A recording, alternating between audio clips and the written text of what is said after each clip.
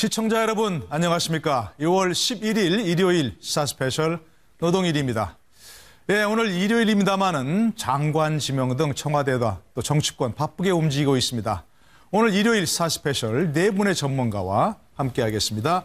네, 왼쪽부터 소개해드리죠. 황장수 미래경영연구소 소장, 윤영걸 전 매경닷컴 대표, 김능국 홀리뉴스 대표, 최영일 시사평론가, 이렇게 네 분 함께 하십니다. 어서 오십시오. 안녕하세요. 네, 반갑습니다. 네, 지난달 말에 장관 후보자 4명 발표한 이후에 조용히 섰죠. 청와대 장관 지명 소식입니다. 오늘 조금 전 5명의 장관 후보자를 발표했습니다. 먼저 발표 내용 들어보시고 돌아오시죠. 교육부 장관 김상곤 전 경기도 교육감, 법무부 장관 안경환 현 서울대 명예교수, 국방부 장관 송영무 현 건양대학교 석좌 교수, 환경부 장관 김은경 현 지속가능센터 지우 대표, 고용노동부 장관 조대엽 현 고려대 노동대학 원장입니다. 네, 지금 들어보셨습니다마는 부총리 겸 교육부 장관 후보자 김상곤 전 경기교육감 등 5명의 장관 후보자를 발표했습니다. 법무부 장관 후보자의 안경환 전 인권위원장, 국방부 장관 후보자의 송영무 전 해군참모총장, 환경부 장관 후보자 김은경 지속가능센터 지우 대표, 노동부 장관 후보자 조대엽 고려대 노동대학원 원장 등입니다. 자, 우리 패널께 한 가지 여쭤보고 싶은 것. 오늘 발표된 후보다 중에서 가장 눈에 띄는 후보 누구신지 한번 생각해 보시고요. 왜 그런지도 한 번씩 좀 얘기를 해주시면 좋을 것 같습니다. 먼저 황장수 소장께 여쭤볼까요? 예. 저는 김상곤 네. 이 교육부 장관 겸 부총리가 눈에 띈다 봅니다. 김상곤 전 경기교육감이죠. 임명할 것이다라는 이야기가 파다하게 나왔죠. 하마평은 있었습니다. 예. 한신대 교수 출신으로 민교협 의장도 했고 제야의 교수계에서 쭉 활동해오던 분인데 2009년부터 2014년까지 경기도 교육감을 했죠. 그런데 이분이 이제 어떤 임명되는 과정에 일련의 좀 하자가 발견됐다. 그래서 좀 어렵지 않겠느냐. 이런 이야기가 지속적으로 나왔음에도 불구하고 결국은 발표가 되지 않았습니까? 자, 그런 부분으로 봤을 때 이번에 그런 분들이 몇 분 계세요. 네네. 그분 외에도 송영무 장관도 계속 이름이 언급됐고 법무부 장관도 안경환이 언급이 됐습니다. 그래서 할까 말까 그리고 사소한 하자가 있다 이런 어떤 부분에 대해서 망설이던 사람들을 그대로 밀어붙이는 쪽으로 결론이 났다. 좀 강성 기조가 이렇게 그대로 밀고 가자라는 부분이 지배한 거 아니냐 이렇게 봅니다. 네. 대체로 하마평에 나왔던 사람들 임명한 것을 후보자 임명한 것을 보면 결국 청와대에 가서 이대로 과거 이름 나왔던 사람들을 밀고 나가자 이런 기조가 유지된 것이라 이런 말씀이시고, 특히 이제 김상곤 전 교육감 물론 청문회를 거쳐 보면서 어떤 문제점이 있는지 짚어봐야 되겠습니다만 자 보여 윤영걸 전 매경닷컴 대표께서는 어떤 후보자가 제일 좀 눈에 띄시는지요? 물론 김상곤 후보가 수능 절대평가 도입이라든지 특목고 자사고 폐지 이런 것 때문에 교육 개혁이라는 문제 때문에 관심은 끌지만 그거 못지않게 관심 끄는 게 법무부 장관의 안경환 서울대 법대 명예교수를 뽑은 점입니다. 그분은 이제 서울대 법대 명예교수고 과거에 인권위원회 위원장도 하시고 헌법학회 회장도 하시고 법조계에 굉장히 학문적으로 굉장히 깊으신 분이거든요. 근데 이제 단 하나 문제는 조국 청와대 민정수석하고 비슷하게 법무부 이쪽 라인에 경험은 없는 분이에요. 고시도 아니고 법조인도 아니고 해본 경험이 없기 때문에 이 조직 논리에 검찰 개혁을 지금 문재인 대통령이 가장 핵심 사업으로 두고 있는데 검찰 개혁을 하는 데는 조직 논리에 빠지지 않으면서 조직 논리에 함몰되지 않고 개혁을 할 수 있다는 장점이 상당히 또 있어서 이번에 인선이 된 것 같고 다만 또 하나는 업무를 법무부 장관이면 검찰청을 또 막강한 검찰을 지휘해야 되는데 그런 면에서 조국 교수도 잘 어떻게 보면 전문가가 아니고 또 새로 안경환 이 서울대 법대 교수 내정자도 또 검찰 법무 전문가가 아니기 때문에 네. 그런 점에서 또 장점과 단점, 예. 그 어떻게 보면 화제성도 있고 참신성도 있는데 예. 실무에 가서는 조금 좀 삐걱거릴 수도 있다. 좀 네. 걱정도 좀 나오는 예. 형편이 아닌가 싶습니다. 기대와 우리 네. 함께 하셨는데 네, 네. 청문회를 좀 지켜보도록 하고요. 김능구 대표는 누가 가장 눈에 띄십니까? 예, 이번 장관 후보자들 보면은 네. 그 외부 인사가 많습니다. 그렇기 때문에 아마 대통령이 개혁을 중점에 두고 다들 네. 인선하지 않았나 이래 보는데요.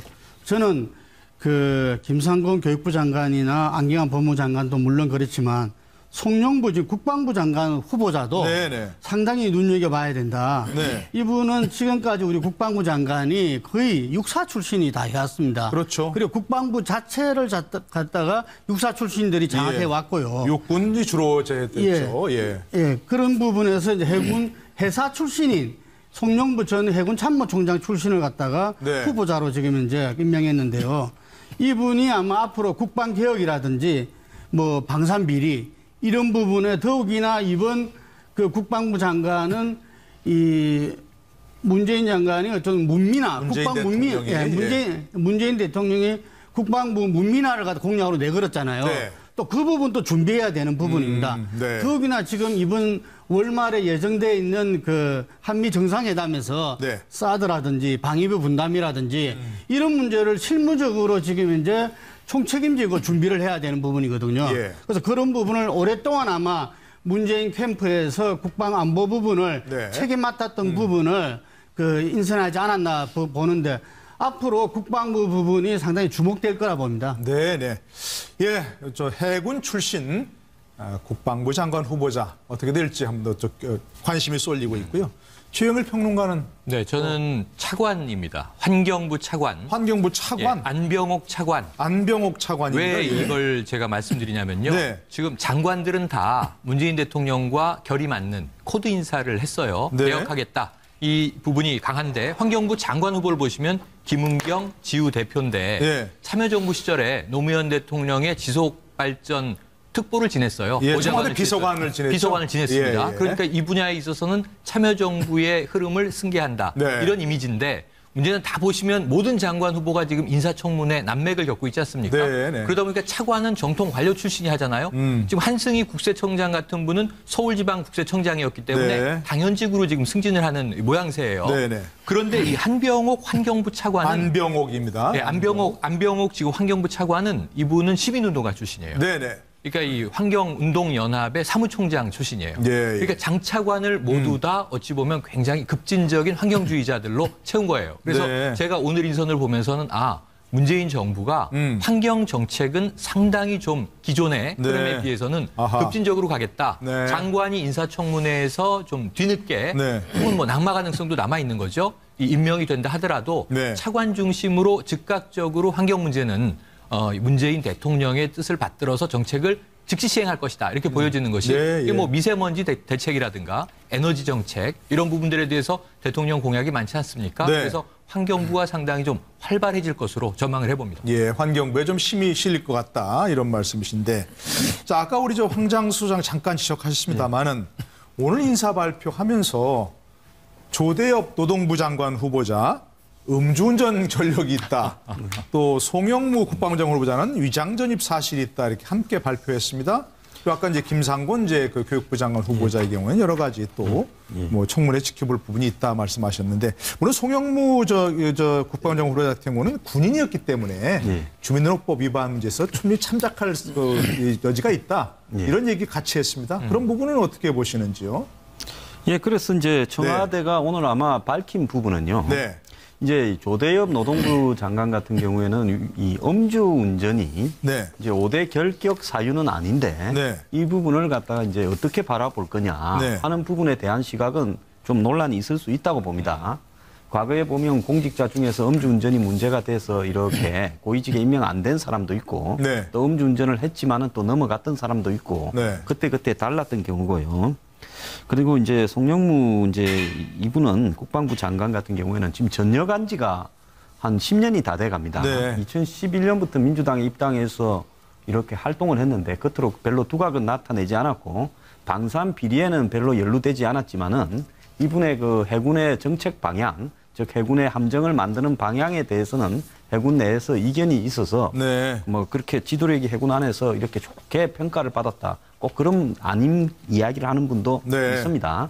다만 이제 드러난 부분에 대해서는 이렇게 공개를 했는데 이분들이 이 정도만 있다 그러면 별 문제 없이 통과될 가능성도 높다고 봅니다.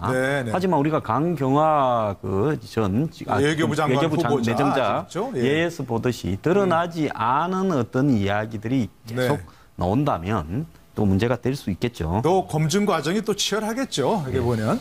예. 아까 잠깐 법무부 장관 얘기를 했습니다. 또 다른 분이 좀 얘기해 주시면 좋을 것 같습니다. 아까 잠깐 우리 윤영걸 대표께서 얘기하셨습니다.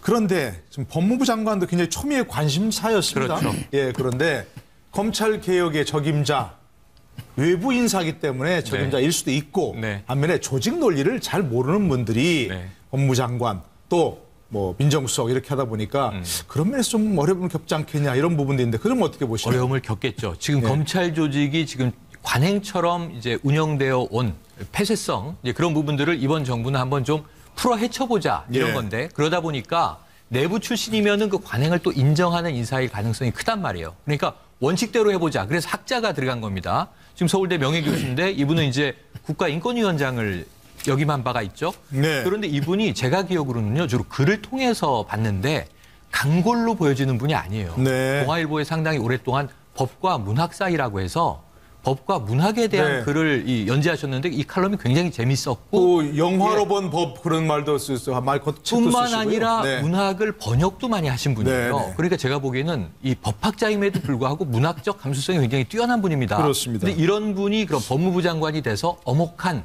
검찰 조직 개혁의 칼자루를 쥐었다고 했을 때 과연 원리 원칙대로 이분이 그 개혁을 추진해 나갈 것이냐 아니면 또 지금 말씀드린 문화적 감성을 가지고 뭔가 조직을 좀 감동시킬 수 있는 지점이 있을 것이냐 이 부분에서 저는 강성으로만 개혁을 할 것이 아니라 강원 병행 전략을 쓸 것이다. 이런 대목에서 아마 대통령의 또 좀 각별한 당부가 있을 것 같아요. 한번 앞으로 지켜볼 필요가 있어 보입니다. 예, 아무튼 뭐 후보자들 검증 과정을 지켜보고요. 저희가 새로운 얘기 나오는 대로 전해드리도록 하겠습니다.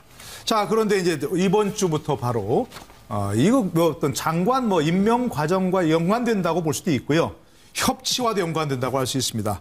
문재인 대통령이 내일 국회가 시정연설 하신다는 거죠? 물론 추경안 제안 연설이긴 하지만 지금 때가 때인지라 여러 가지 참 관심이 쏠리고 있습니다. 그와 관련 얘기를 듣기 전에 관련된 내용 한번 좀 보시고 돌아오셔서 함께 얘기 나누시죠.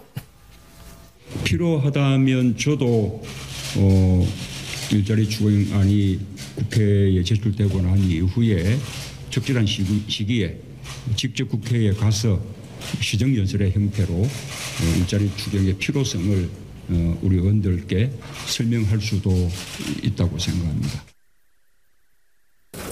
청와대는 여야 협치를 강화한다면서 다음 주에 국회 여야 상임위원장과 오찬을 추진한다고 어제 일방적 통보를 해왔습니다.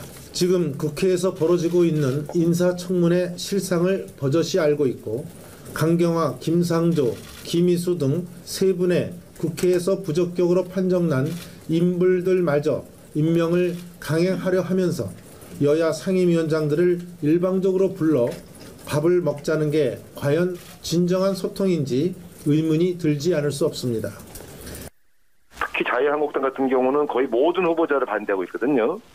그런 점에서 사실상 초기에 야당의 존재감을 드러내기 위해서 반대를 위한 반대쪽으로 전략을 설정한 게 아닌가 하는 그런 생각이 들어요. 오히려 대통령의 5대 원칙 그 공약을 제대로 지키지 못했다는 점을 비판하면 차라리 저는 오히려 그 얘기는 이제 야당으로도 할 수 있는 말이다 이렇게 보겠습니다. 그런데 지금 그 후보자 자질 자체에 전면적인 그런 문제제기를 하고 있는 거 아니겠어요? 그러면 저는 그건 포인트가 다르다.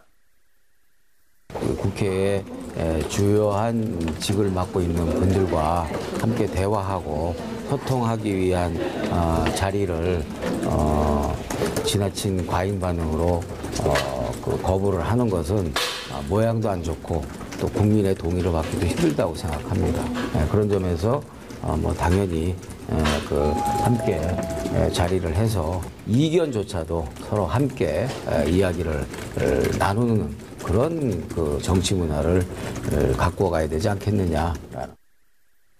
네, 조금 전에 그 멘트가 나왔던 우상호 의원은 전 원내대표죠.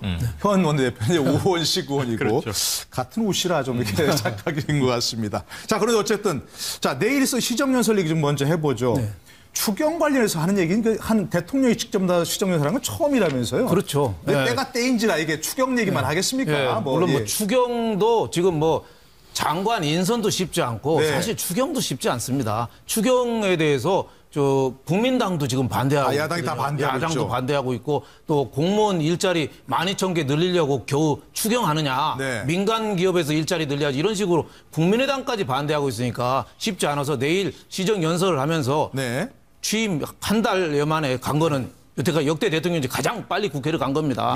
가서 이제 단순한 추경은 이 일자리뿐만 아니라 경제 민주화의 중요한 수단이다. 일자리가 곧 복지다. 6월 10일 날 그 민주항쟁 기념식 때 대통령이 얘기했잖아요. 그러니까 추경 예산 좀 빨리 좀 해줘라. 그거 하나 부탁이고 진짜 또 더 급하게 하고 싶은 거는 그 장관 빨리 좀 해줘라. 청문회 빨리 해줘라. 그러니까 오늘 어떻게 보면은 이 강원 양제 전략을 쓰고 있는 것 같아요. 강원 양제 전략. 왜 여태까지 4명 강경화 외교부 장관 이름이 강경자가 들어가서 그런지 야당이 강경하게 반대를 합니다.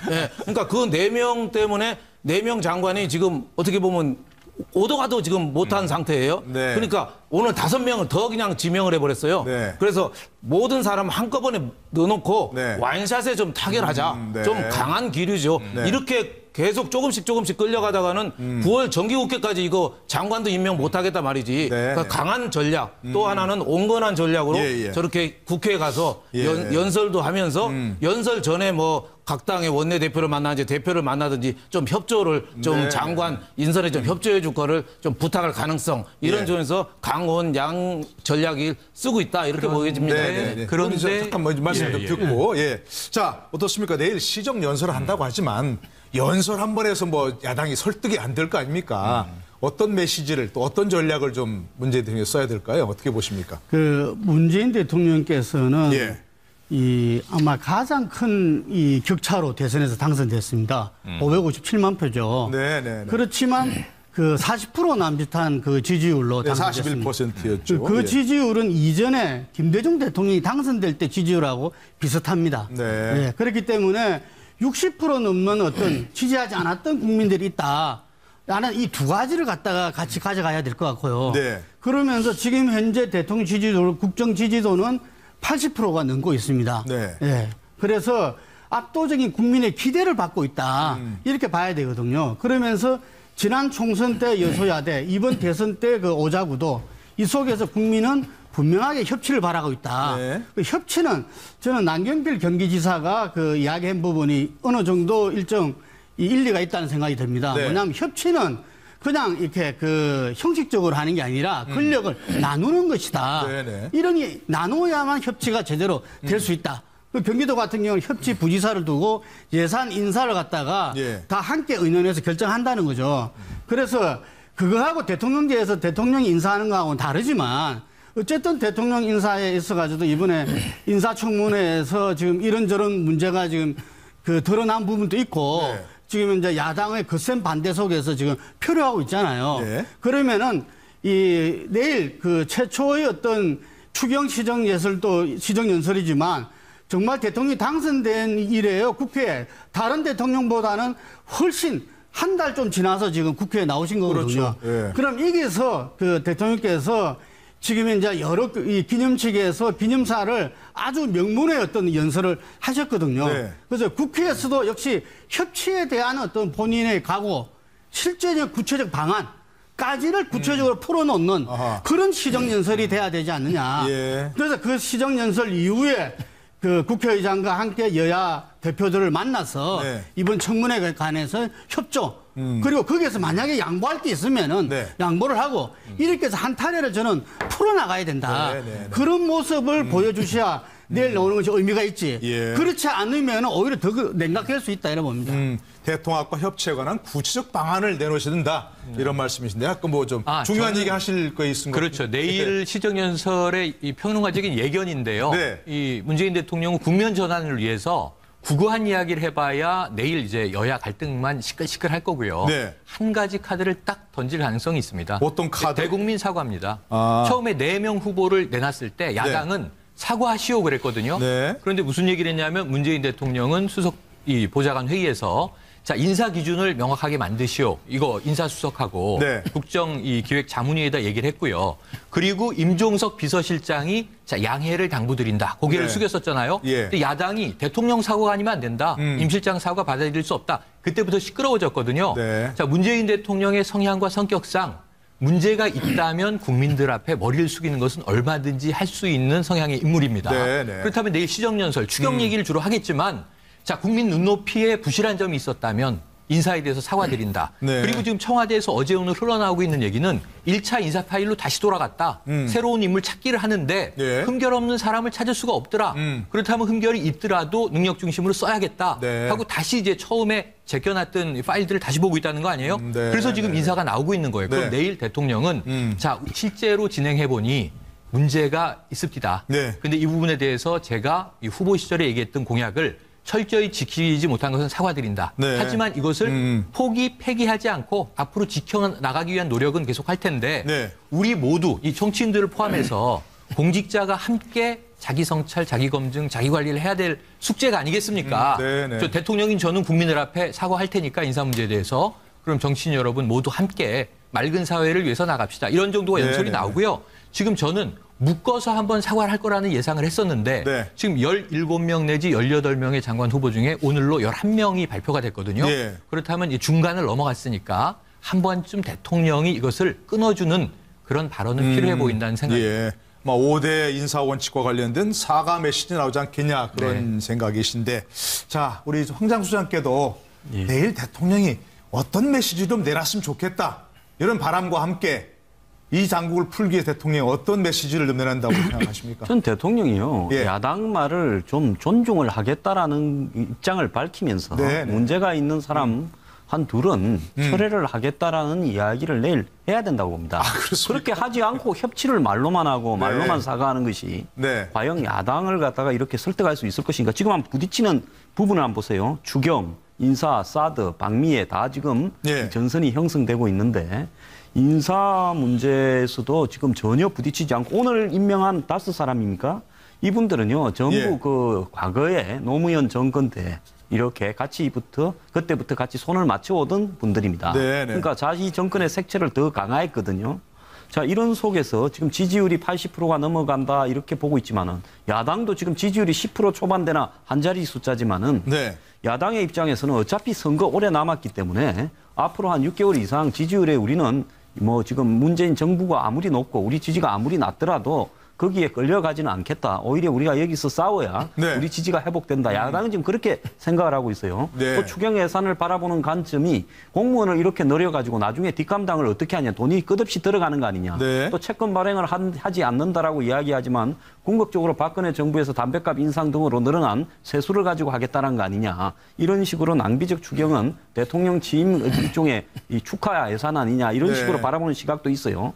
거기에 지금 사드를 갖다가 지금 이렇게 불이 질러져 있고 그 사드에 때문에 방미 때 야당 의원을 같이 동반한다 이렇게 이야기하지만 야당 입장에서는 그렇게 불을 질른 사람은 현 정부와 여건인데 왜 야당 의원을 방패막이로 데려가냐 이런 시각도 있단 말입니다. 네. 그렇기 때문에 야당으로서는요 당분간 대통령이 명분을 실제 행동으로 보여서 던지기 전에는 예. 야당이 지금 받기 어려운 상황일 거다 이렇게 봅니다. 네. 그러니까 구체적인 명분을 줘야 된다. 야당이 움직일 수 있는 명분을 줘야 한다. 이런 말씀이시겠죠.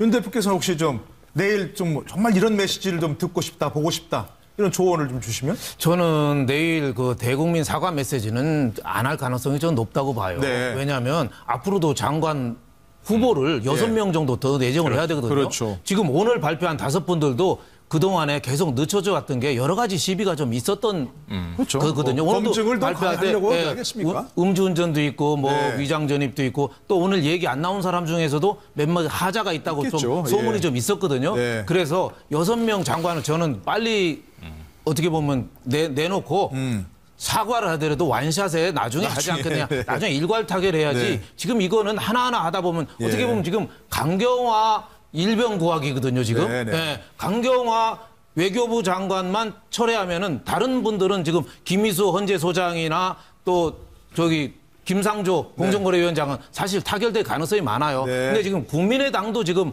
반대를 하고 있거든요. 강경화 외교부 장관 그건 후보자가 나중에 얘기하시고 내일 좀 포커스를 맞춰주시면. 그러니까 저는 아예 여기 대해서는 그냥 시정연설에는 거의 그냥 개괄적인 얘기만 하고 어떻게 장관 내정에 대해서는 구체적으로 얘기를 안 하고 따로 만났을 때 좀 협조를 요청하는 식으로 하지 않겠느냐. 그래서 저는 내일 시정연설은 추경 예산에만 집중할 것 같다. 저는 이런 생각이 듭니다. 그리고 따로 원내대표나 국회 야당 대표를 만나서 거기서 좀 협조 좀 구하는 그런 식이 되지 않을까 싶습니다. 내일 야당 대표들을 뭐 따로 면담을 하신다고 하는데 그럼 야당 대표들 갈까요?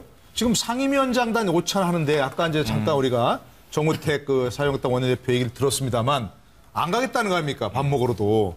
근데 내일은 어떻게 같이 만나서 할까요? 상임위원장 모찬에는 좀 가는 게 좋을까? 어떻게 보십니까? 그거하고는 좀 다르죠. 청와대 가는 거하고 국회에 대통령이 왔는데 국회의장실에서 예를 들면은 이렇게 국회의장과 함께 원내대표 회동을 하는 것은 그거는 다른 차원이라서 아마 내일은 만나시고 정우택 원내대표도 내일은 참석하실 거다. 저는 이렇게 보고요. 그리고 이 지금 자유한국당에서 상임위원장들 이렇게 대통령과 해당 부분에 뭐 들러리 설 수 없다. 다들 안 가겠다고 한다. 이렇게 이야기했는데 제가 볼 때는 우리가 전쟁 중에도 협상을 하잖아요.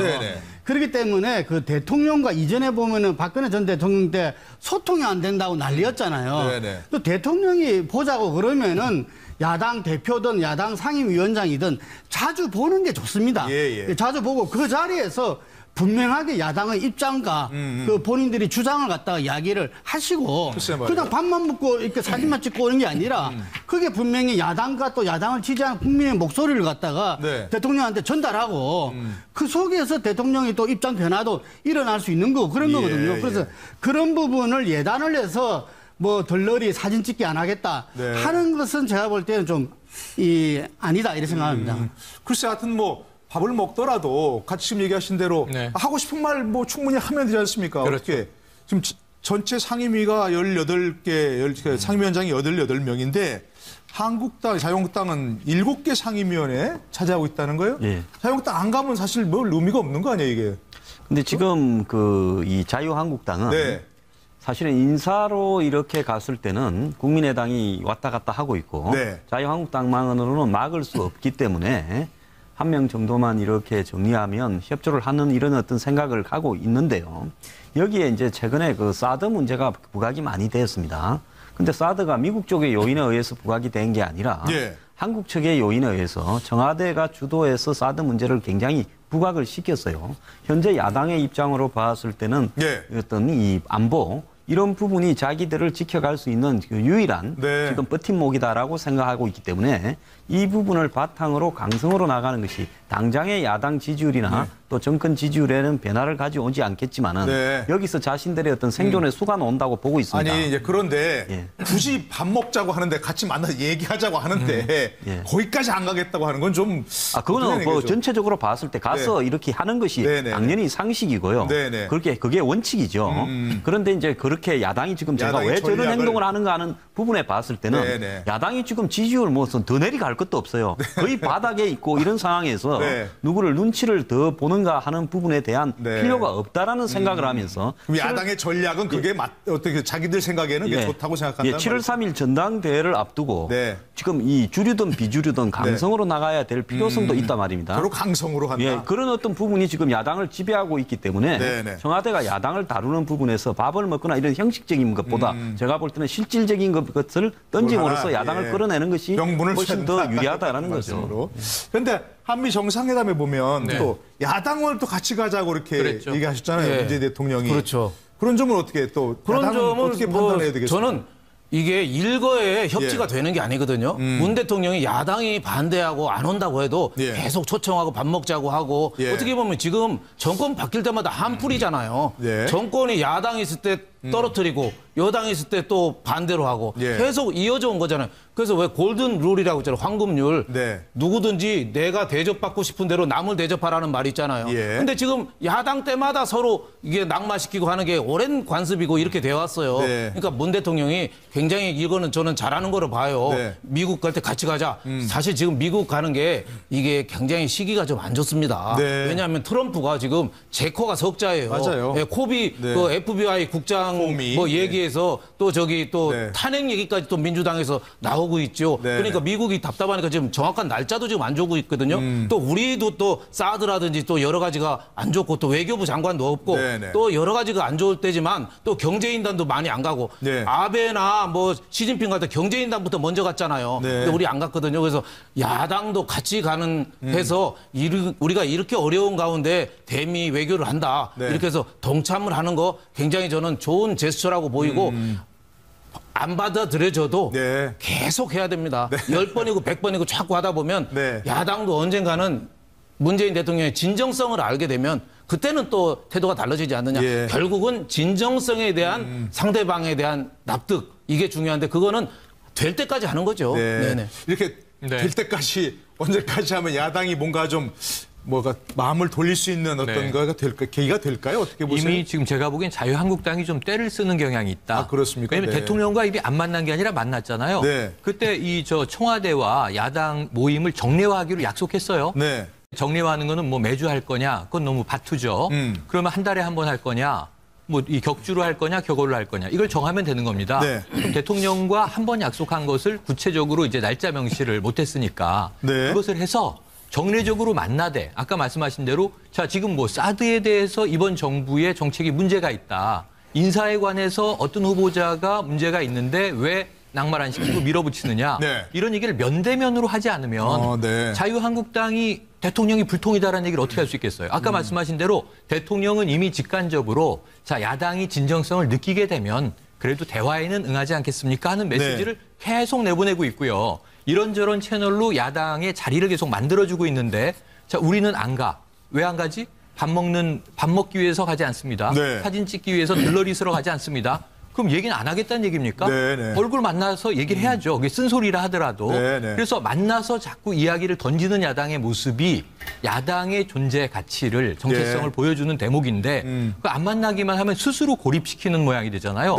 지지율이 중요하지 않다고 하지만 야당의 역할 문제에서 그럼 대통령을 만나서 왜 강경화여야만 하는지, 왜 강경화는 안 되는지 이런 얘기를 좀 해야 될 거 아닙니까? 저는 만나야 된다고 봅니다. 알겠습니다. 자, 어떻게 지금 협치 문제가 어떻게 풀려나갈지 저희들도 관심을 갖고 지켜보도록 하고요. 자, 다 말씀 많이 하셨습니다. 지금도 아시겠습니다만 현재 전국이 꼬인 부분 중에 하나가 강경화 외교부 장관 후보자에 대한 야당의 강경한 입장입니다. 아까 말씀하신 대로. 자, 그런데 전직 외교부 장관들이 강경화 후보자 임명을 지지한다고 이렇게 성명을 발표했어요. 이것도 참 이례적인 부분인데 어떤 내용이 조금 좀 소개해 주시죠. 전직 외교부 장관이 이 한두 분이 아니라 여러 분이 했는데 10명이라고 해죠. 전체. 보수 진보 정권 고루 다 참여했습니다. 김영삼 정부 시절에 그 장관과 김대중 정부 그리고 노무현 정부 이명박 정부 시절에 외교자분이 다 참여하셨고요. 여기에서는 이 업무 적합성을 강조한 것 같습니다. 업무 적합성? 강경화 후보자가 오랜 유엔 고위직 근무와 외교 활동을 통해 국제사회에서 이미 검증됐다. 그 부분을 이야기하면서 4강 외교뿐만 아니라 제반 외교 사항을 능동적으로 해결할 수 있는 적임자다. 이런 이야기도 하면서 유엔 무대 경험을 바탕으로 북핵 및 미사일 문제도 국제 공조를 통해서 효과적으로 대처하고 창의적인 해법도 모색해 나갈 역량과 자질을 충분히 갖췄다. 저는 이 이야기를 들었을 때 아니 그러면 이런 모습을 갖다가 청문회에서 왜 좀 못 보여줬을까 이런 좀 아쉬움이 있어요. 정말 이 전직 외교장관 10분이 어떤 이런 지지 성명을 했다면은 근거를 가지고 쭉 자기들이 지켜온 바를 갖다가 이 성명으로 했을 거잖아요. 그렇다면 이런 모습에서 국민들이 청문회를 통해서 강경화 후보자가 이런저런 좀 약간 부족한 점은 있지만 전반적으로는 국제 무대에 어떤 경륜과 능력을 가지고서 충분히 북핵 문제라든지 남북 관계에서도 이 잘 국제사회와 공조해서 풀어나가겠구나. 이런 기본적인 메시지를 줬어야 되는데 네네. 오히려 본인 입으로 제대로 준비가 안 됐다 이런 식으로 네. 국민들을 업무 능력 면에서 불안하게 했다는 거. 저는 그거는 본인과 그 지금 이 청와대가 책임져야 될 뭐 부분일 수밖에 없다. 예. 이래 봅니다. 이 같은 뭐 좀 인상적인 모습을 보이지 못했다 이런 말씀이신데, 근데 저희들 사실 뭐 다 마찬가지지만 저분이 외교장관 적임자인지 아니 사실 판단이 어렵습니다. 그렇죠. 솔직하게 말해서. 그런데 전직 외교장관 10명 뭐 지금 다 이게 아까 화면에 나왔습니다만 뭐 김영삼, 김대중, 노무현, 이명박 정부까지 이런 외교부 장관이 다 참여했고 더구나 뭐 이 문재인 정부와 대립각이 있다고 볼 수 있는 송민수 전 장관도 참여했어요. 그렇죠.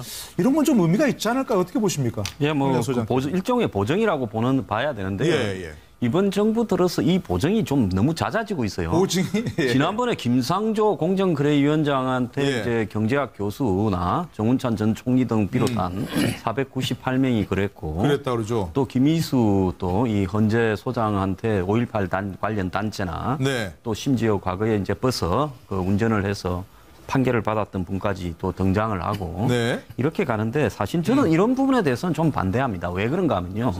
드러났던 문제나 정책 네. 능력이나 또 의혹이나 이걸 있는 그대로 해서 국민 앞에 비춰져야지 네. 그 사람의 능력을 남들이 자신의 권위를 빌어서 그렇다라고 이야기하는 것은 저는 좀 문제를 풀어가는 좋은 방식이 아니라고 봐요. 네, 네. 그리고 지금 강경화 후보자의 문제가 조금 더 악화되고 있는 부분이요. 네. 한간에 지금 소문이 바닥에 퍼져 있는데 이 다른 사람 한 명을 포기하면 포기했지 강경화 후보자는 끝까지 밀고 가겠다라는 이야기들이 지금 온 장안에 상당히 많이 번져 있습니다. 그렇습니까? 이런 저만 이야기를 못 들으면서 저는 뭐 여러 사람한테 그 이야기를 들었습니다. 예, 예, 그럼 예. 들으면서 야당은 점점 더 이 부분에 대해서 그러면 끝을 한번 보자 이런 식으로 네. 지금 가고 있는 굉장히 비합리적인 어떤 그러니까요. 쌍방간의 선택이 어떻게 가고 보면, 있거든요. 예. 그래서 정권 초에 강경화 후보자가 과연 이런 부분을 감수할 만큼 네. 그런 가치가 있는 부분인가 하는 부분을요. 한번 저는 문재인 대통령이야 정권의 핵심에서 좀 생각을 해볼 필요가 있다는 네, 겁니다. 네, 네. 역대 정권에 보면 낭만 안 하고 전부 다 밀어붙여서 전부 다 통과된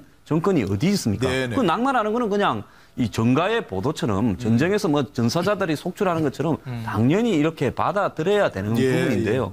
그런 부분에 대해서 지나치게 이런 어떤 뭐랄까 어떤 고집이랄까 예. 이런 것이 밀고 가는 거 아닌가 이런 생각이 듭니다. 예. 외교부 근데 뭐 장- 어떤 예. 야당도 뭐 이 사람만은 꼭 낙마시켰다 이것도 바람직하지 않고 지금 말씀하신 대로 정부 여당에서도 다른 사람이 어떻게더라도 이 사람만은 꼭 지키겠다 이것도 사실 바람직하지 않게 순리적이고 합리적으로 그죠? 그렇죠. 국민들 보기에 이 사람은 부록하다든가 이 사람은 꼭 뭐 적합하다든가 이렇게 판단이 돼야 되는 거 아닙니까? 그렇죠. 외교부 장관 10명이 해서 예. 제가 보기에는 강경화 후보자에 대한 부정적인 여론이 조금 많거든요, 지금. 네. 그래서 여론을 호전시키는 데는 조금 도움은 되는데 네. 제가 보니까 야당을 돌리는 데는 제가 보기에는 역부족이다. 이런 생각도 야당은 지금 완전히 읍참경화라고 하죠. 읍참경화. 그런 말도 좀 원래 쓰다가 그러죠? 삼국지의 읍참마속 울면서 말 안 듣는 마속을 목을 쳤잖아요. 예. 그것처럼 제갈량이 그것처럼 강경화 후보자에 대해서 쳐라 이렇게 얘기하는데 외교부 장관 10명이 한 거는 네. 저는 큰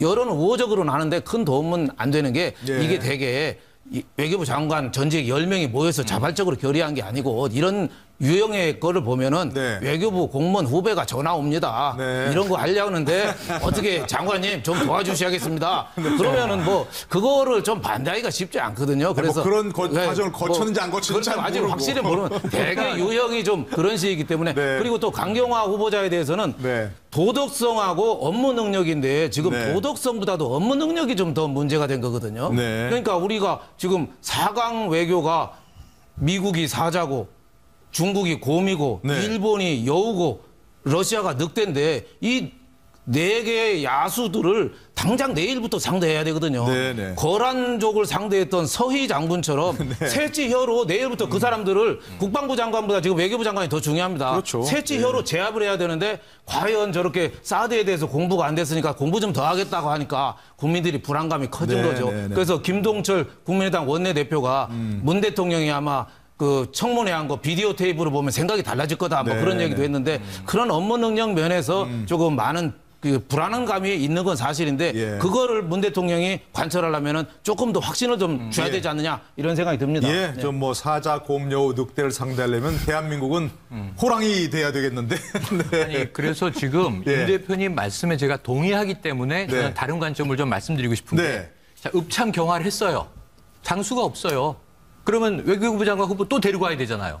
얼마 걸릴지 모르죠. 네. 지금 예를 들면 이게 야구처럼 1번 타자 나갔는데 아웃. 자, 2번 타자 나가시오. 3번 타자 이게 아니잖아요. 네. 내일 전쟁이라고 말씀하셨는데 지금 부족 하나마 장수 하나 내보냅시다. 전쟁터에 그랬는데 이 사람은 아니대요. 그래서 목을 쳤단 말이에요.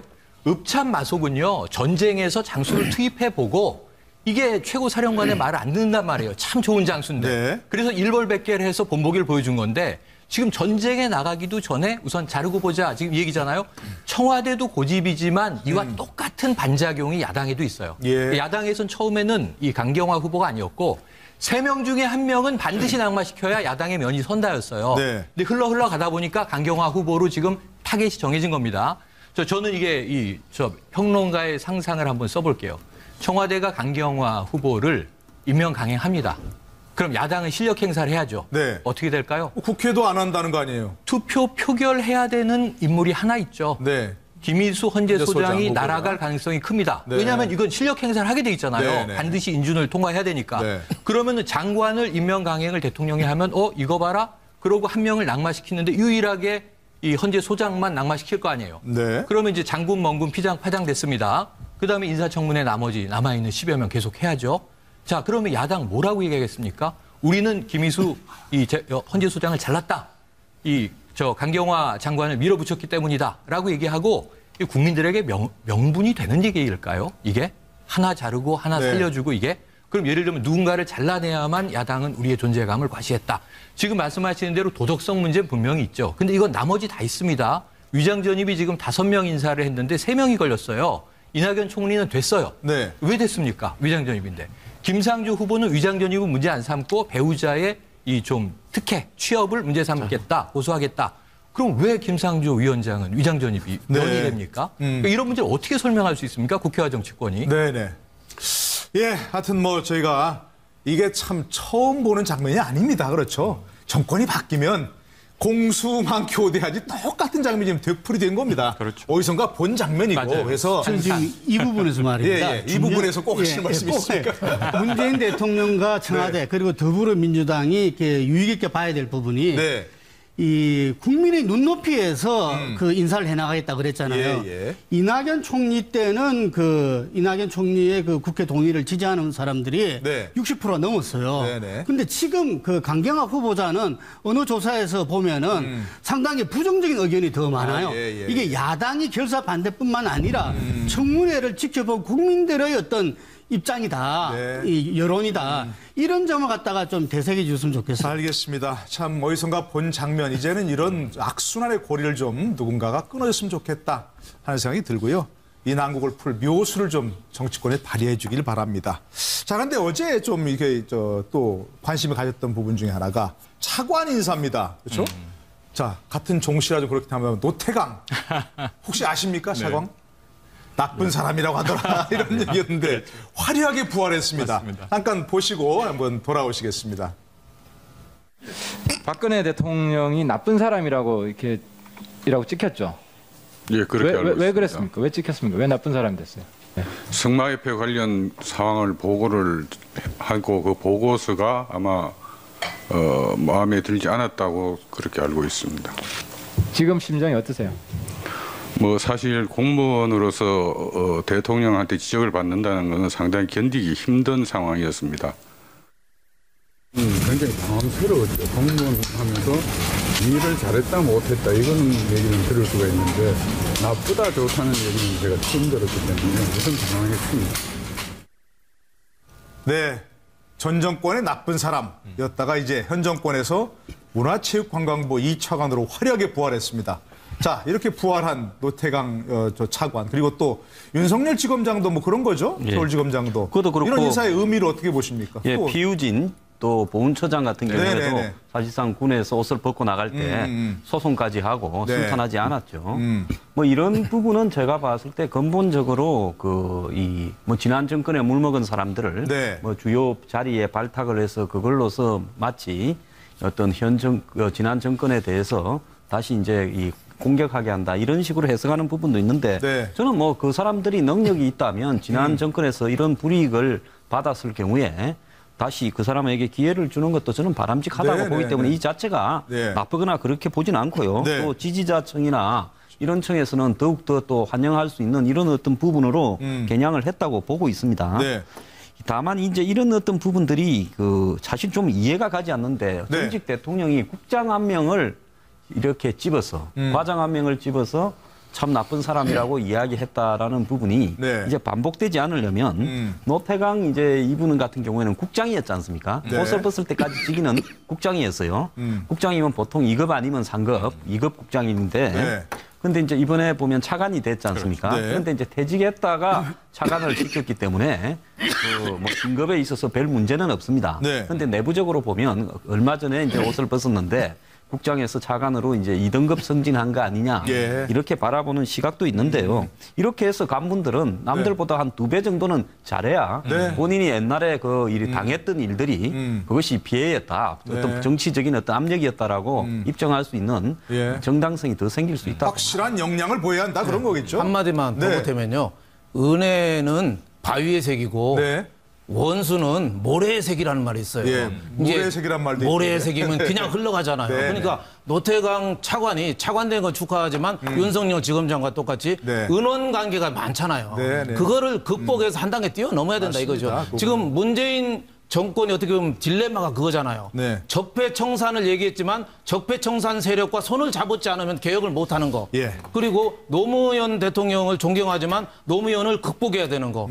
또 문재인 대통령을 지지해줬던 민노총이나 전교조나 이런 세력들하고도 필요하다면 등을 돌려야 되는 그런 네. 딜레마. 그러니까 국민을 위해서 한 단계 더 높이 뛰어넘는 네, 그런 게 좀 필요하다 이런 생각이 듭니다. 예. 네. 뭐 지금 말씀하신 대로 과거 앙금은 좀 흘려보내고 정말 이분들이 역량이 있는 사람이었다 하는 그런 증거를 이제 보여야 되겠죠. 네. 예, 조금 다른 얘기 또 넘어가 보도록 하죠. 자, 이번 주부터 또 내일부터 이제 청문회 2라운드 전국이 시작됩니다. 그런데 이분들은 별로 어려움이 없을 것 같다 생각이 듭니다. 왜냐하면 의원들이기 때문에 그렇습니다. 한번 좀 관련 내용 들어보시고 돌아오시죠. 어제 4명의 민주당 현역 의원이 입각 발표가 있었습니다.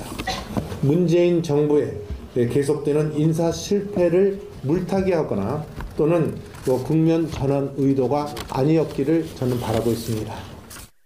또한 현역 의원 장관 지명자라 하더라도 국민들은 엄정한 청문회를 요구하고 있습니다. 청문위원들은 이번 인사청문회에서 5대 비리 외에도 후보들의 역량과 자질, 도덕성을 날카롭게 검증해야 합니다. 뭐 날카롭게 검증하겠다고 하지만 동료의식을 좀 발휘하겠죠. 예, 그래서 저희들이 인사청문회가 2000년도에 네. 도입된 이후에 이 어느 정부를 막론하고 인사청문회에서 현역 의원이 25분 정도가 인사청문회를 했는데 네. 100% 통과됐다는 그러니까 거예요. 말이에요. 이거 그래서 그런 부분 때문에 이거는 국회 제19 감사기가 네. 또 다시 이렇게 되지 않겠나 네. 이런 이야기를 하는데 어쨌든 간에 현역 의원들은 이 도종환 의원이 재선이고 나머지는 3선 이상이잖아요. 네. 이분들은 기본적으로 선거를 통해서 그리고 이 재산 공개를 통해서 이미 국민적 검증을 받았다 네. 하는 부분들이 있습니다. 일찍이 공인으로서 선출직 공인으로서 네. 쭉 있었기 때문에 여러 문제에 대해서 이 사회적인 또 국가적인 어떤 검증을 받았다 이런 부분들이 있는데 이번에 아마 야당이 굉장히 좀 한편으로는 제대로 하겠다 하는 그거를 나타내잖아요. 국민들이 볼 때도 제19 감사기 출신이 차원이 아니라 네. 정말 드러난 어떤 정책 능력과 업무 적합성 이런 부분에 대해서 제대로 된 검증을 하기를 아마 기대하고 있을 겁니다. 예. 근데 뭐 김현미 다른 의원도 마찬가지겠지만 바로 옆자리에서 늘 의정 활동했고 또 김현미 후보자 같은 경우는 예결특위위원장했잖아요. 그렇죠. 신세진 의원들이 많잖아요, 이게. 그렇죠. 그거 예산 배정하고 제대로 검증 되겠습니까? 그렇죠. 그리고 이분들은 국회의원들은 지역 구민들을 관리하고 그동안에 많은 검증을 받았기 때문에 비교적 제가 보기에는 제야에서 발굴한 사람보다는 비교적 좀 깨끗하지 않느냐, 흠잡을 게 많지 않지 않느냐, 이런 생각이 들고요. 또 가장 큰 거는 지금 장관이 18명이거든요. 국무회의 하려면. 그러니까 그 18명의 배로 선단이 지금 항구에서 출발해야 되는데 문재인 선단이 지금 선장을 지금 못 구하고 있잖아요. 출항도 못 하고 출항도 못 하고 있고 출항도 안 했는데 앞에 빙하가 큰 게 가로막혀서 꼼짝달싹 못 하고 있잖아요. 그러니까 국회의원들이고 뭐고 좀 가급적이면 빨리 좀 해서 그렇게 큰 하자가 없으면 진짜 출항이나 하고 나중에 흔들어 대더라도 좀 해야지 이거는 아니다 이런 생각이 듭니다. 이 후유증이 정기국회까지도 저는 갈 가능성이 상당히 있어서 작년 10월부터 우리가 국정 제대로 못했잖아요. 그러니까 벌써 10달이 다 돼갑니다. 그렇습니다. 이건 큰 문제가 아닐 수 없습니다. 근데 어쨌든 문재인 대통령이 초반 인사의 어려움을 뚫기 위해서 현역 의원 좀 그래도 청문회 통과가 비교적 쉽다고 판단되는 의원 지명 아니냐 이런 생각이 들기도 하는데 어떻게 보세요? 그러면 좀 바람직하지 않다는 것도 있어요. 의원 내각제도 아닌데. 또 솔직히 장관이 되면 국회 그 활동에 참가를 잘 못하고 표결 같은 데도 잘 못 들어가는 장관직만 수행하더라도 힘든 부분이 있거든요. 그러면 국회직 4개 정도가 사실상 활동이 정지되는 이런 부분이 있는데 그것이 바람직하지는 저는 않다고 봅니다. 그리고 국회가요. 아무리 국회의원이라 출신이라도 끼리끼리 해서 통과시키자 가는 부분은 저는 문제가 있다고 봅니다. 이번에 그 촛불 정신이 뭡니까? 박근혜 전 대통령이 이 부패와 관련한 의혹이 있다라는 부분을 가지고 탄핵을 했고 지금 구치소에까지 있는데 재판받고 있지 않습니까? 근데 국회의원이라고 해서 무조건 통과돼야 되냐? 저는 이 선출직들이요. 임명직보다도 더 문제가 있을 수 있다고 봅니다. 공무원들보다도. 왜 그런가 하면 공무원들은 항상 언제 자기가 이렇게 검증을 받을지 모르기 때문에 굉장히 조심을 하는데요. 선출직은 내가 선거에서 뽑혔는데 이러면서 좀 막사로운 부분이 더 있을 수 있어요. 그런데 이제 그런 부분들 중에서 저분들은 좀 그래도 반듯한 부분들이다 이런 생각을 하는데 저분들을 이렇게 임명한 또 다른 이유 중에 하나는 내년에 지방자치제 선거를 겨냥해서 각 지역별로 안배를 해서 지자체에 출마시킬 분들이다라는 이야기도 지금 오고 있거든요. 그런 어떤 부분으로 봤을 때 야당이 그렇다고 옛날처럼 무조건 통과시키자라고는 나오지 않을 것 같다. 현재 분위기로는. 저분들도 다소간의 어떤 문제는 좀 겪을 수 있다 이래 봅니다. 어쨌든 그러나 현역 불패 이어갈지 혹시 문제 생기는 분이 나올지 한번 지켜보도록 하고요. 자, 이제 좀 다른 얘기 넘어가 보죠. 이제 조금 있으면 보수 야당들 전당대회 열고 새로운 지도부를 구성해야 합니다. 그에 관심이 쏠리고 있는데요. 한번 좀 보시고 돌아오시겠습니다.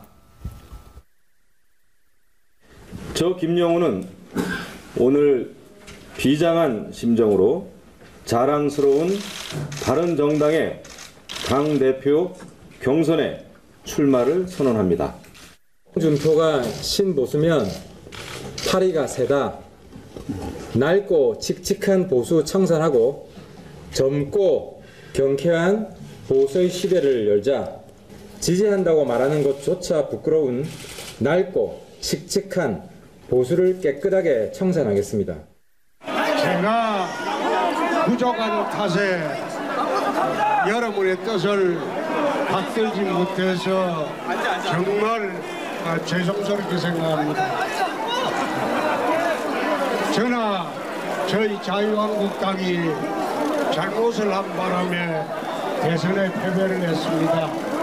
그래서 앞으로 여러분과 함께 자유 대한민국의 가치를 지키는데 함께 하도록 하겠습니다. 정말 고맙습니다. 고맙습니다. 네, 앞서 두 분, 김영우 의원과 하태경 의원은 이제 오늘 있었던 바른정당 대표 출마 선언이죠? 그렇습니다. 근데 하태경 의원은 뭐라고 했습니까? 파리가 세다? 홍준표가 신보수면? 왜 그 홍준표 다른 당 사람을 공격합니까? 지금 이제 바른정당이 고민이 있는 거죠. 왜냐하면 이제 같은 당에서 갈라져 나왔잖아요. 갈라져 나온 지가 얼마 안 됐잖아요. 탄핵 이후 해서 대선을 이제 앞두고 쪼개졌는데 지금 사실은 또 일부 의원들은 다시 자유한국당으로 돌아가서 복당을 하면서 간신히 지금 20석 이 원내 교섭단체를 유지하고 있는 상황인데 지지율도 그렇게 높아지진 않고 있어요. 그러다 보니까 이 바른정당은 자유한국당 때문에 보수의 이 마음들이 우리 쪽으로 네. 쉽게 모이지 못한다. 빙산을 제거해야 보수의 대표 주자가 될 수 있어요. 네. 사실은 더 참신해 보이는 것은 사실입니다. 지난번에 이제 대선 과정에서 오자구도로 쭉 갈 때 그런 부분들은 계속 눈에 띄긴 했는데 이게 지표로 나타나지 않다 보니까 답답할 거예요. 네. 그러다 보니까 강한 적을 때림으로써 자신의 가치를 이제 부각하기 위한 전략 아닌가. 네. 그래서 이제 파리가 세다 이런 표현까지 나오게 됐네요. 네. 하여튼 바른정당도 하여튼 뭐 그렇습니다만 자, 이 자유한국당도 좀 분위기가 그렇게 썩 좋지는 않은 것 같습니다. 홍준표 대표 외에는 대안이 없다 이런 말도 있고 홍준표 대표가 되면 절대 안 된다 이런 얘기도 있고 어떻게 재편돼야 됩니까? 예, 친박들 중심에는 막아보려고 하는데요. 또 이런 이야기도 나오고 있습니다. 네. 현재 대선 직후고요. 또 야권이 지금 계속 이렇게 수세로 몰려가면서 지지율이 반등이 되지 않은 채 지금 이 보수 정당들 지지율이 한 정당은 10% 초반대, 네. 한 정당은 뭐 한 자릿수 그렇죠. 이렇게 계속 너무 오래 가고 있어요. 대선 네. 후에 한 달 동안요.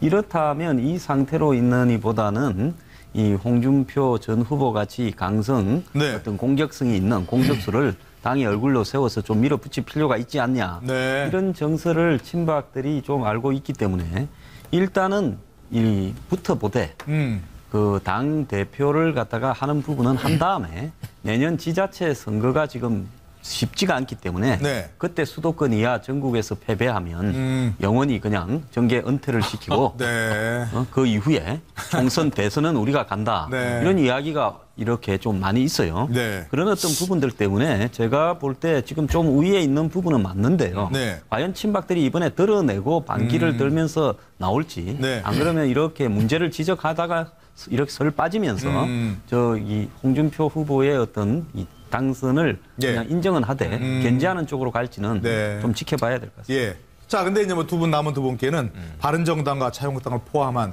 보수 세력의 재편 어떻게 돼야 되는지 좀 간단히 얘기 좀 해주시죠.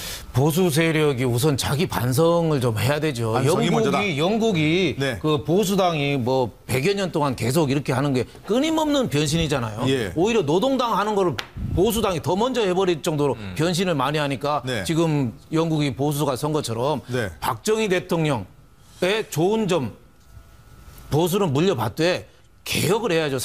개혁이 혁자가 간단한 글자가 아닙니다. 네. 자기 살갗 가죽을 벗기는 게 네. 개혁할 때 우리가 제일 자주 쓰는 말이 개혁, 협치 이거 쉬운 줄 아는데 굉장히 어려운 겁니다. 네, 네. 그러니까 누가 홍준표 후보가 되건 누가 되건 자기 살을 도려내는 듯한 아픔 없이 국민들의 지지를 얻는다? 그거는 의원 수가 지금 107석이지만 지지율이 8%는 뭘 말하는 겁니까? 네. 국민들이 아직은 마음을 안 주고 있는 거죠. 네. 알겠습니다.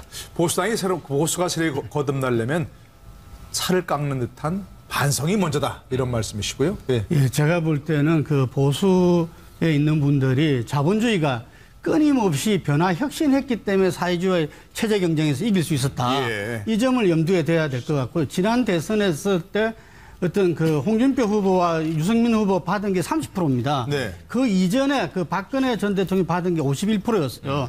20% 정도는 지지하지 않고 이 부동층으로 갔거나 이 문재인 후보를 지지했다. 예. 이 사실을 갖다가 엄밀히 보면서 저는 이 새롭게 전당대를 하는 두 당이 새로운 보수의 어떤 가치를 내걸고 네. 신노선 경쟁을 벌여야 된다. 그 두 번째는 이 젊은 층과 그리고 수도권층에 네. 너무 보수의 지지가 다운됐다. 네. 그래서 젊은 층과 수도권을 위해서 특별 어떤 대책을 또 한편 내놔야 된다. 이 두 가지가 아마 이 전당대에서 네. 가장 중요한 이슈로 떠올라서 한다면은 네. 국민이 다시 한 번 더 기회를 주지 않을까 싶습니다. 알겠습니다. 정말 단순한 당권에 대한 관심이 아니라 어떻게 혁신할 것인지, 어떻게 반성할 것인지, 어떻게 거듭날 것인지 경쟁하는 전당대가 됐으면 좋겠다 생각이 되고요. 네, 박근혜 전 대통령 재판 뭐 좀 관심과 조금 멀어지긴 했습니다만 속도를 계속 내고 있습니다. 주 4회씩이나 열린다고 하는데요. 그런데 재판이 많아지면서 고민이 더 많아지고 있다고 합니다. 무슨 얘기인지 관련 화면 좀 보시고 돌아오시죠. 오늘 제가 처음으로 우리 대통령 재판에 참여를 해서 지금 막 마쳤습니다. 마지막으로 대통령께 사랑합니다, 힘내시라고 우리가 큰 소리로 우리가 외쳤습니다. 대통령이 굉장히 담담하게 나가셨습니다. 오늘 재판하는 그 모든 과정을 지켜봤지만 정말 말도 안 되는 것을 가지고 우리 박근혜 대통령을 엮어서 이렇게 재판을 하게 된 거에 대해서 울분을 금치 못합니다. 잠시 후처럼 구속 만료로 나오겠다는 그런 전략이죠. 4월 17일 날 박근혜 전 대통령이 구속되었는데 6개월 만료되는 시점이 10월 16일이거든요. 이때 나오려고 하는 거예요. 그래서 지금 현재 모든 혐의를 부인하는 작전, 그다음에 정인이 430명이에요. 그렇죠. 천천히 가자 이거죠. 그래서 10월 16일 날 장시호처럼 나오겠다는 것이고요. 그저께 노승일 부장 재판에서도 그게 나타나지 않았습니까? 노승일을 이상한 사람으로 몰아가는 거예요. 그렇죠. 그다 전략입니다. 자, 뭐 주 4회 재판이 열린다고 하는데 물리적으로도 쉽지 않겠어요, 그렇죠? 그리고 아까 본 것처럼 지지자들이 막 몰려 들어가지고 이게 좀 방청석 정리도 쉽지 않다고 그러는데. 근데 재판부가 그럼 좀 이해가 가지 않는 부분이에요. 보통 재판에 가서 보면 재판부의 방청석에서 조금이라도 허트른 자세를 보이거나 뭐 소리를 내거나 하면 그건 뭐 완전히 나중에 감치까지 시켜버리지 않습니까? 그런데 그걸 통제를 못하고 있다고 한다면 그건 재판부의 문제라고 보고 있고요.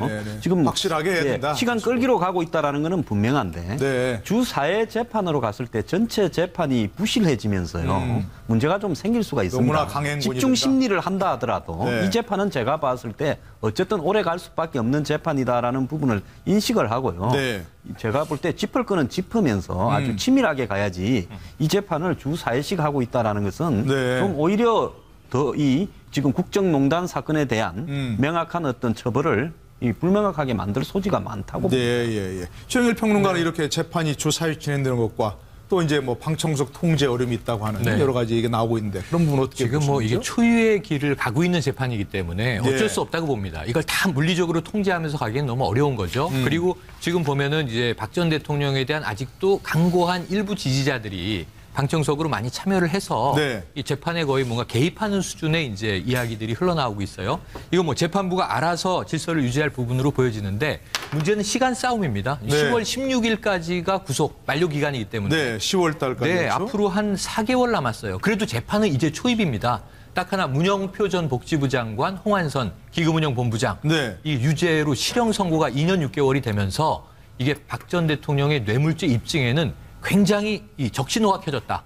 박 전 대통령 입장에서 불리한 상황으로 접어들었다. 박 전 대통령 입장에서 그렇죠. 적신호가 켰다는 그래서 거죠? 이 변호인단의 좀 전략 수정이 필요해 보이는데 시간 지연 외에는 특별히 눈에 띄는 게 없습니다. 네, 알겠습니다. 이번 주에도 계속해서 정치권 소식 저희들이 주의 있게 지켜보고 잘 분석해서 시청자 여러분께 쉽게 전달해드리도록 하겠습니다. 함께해 주신 여러분 고맙습니다.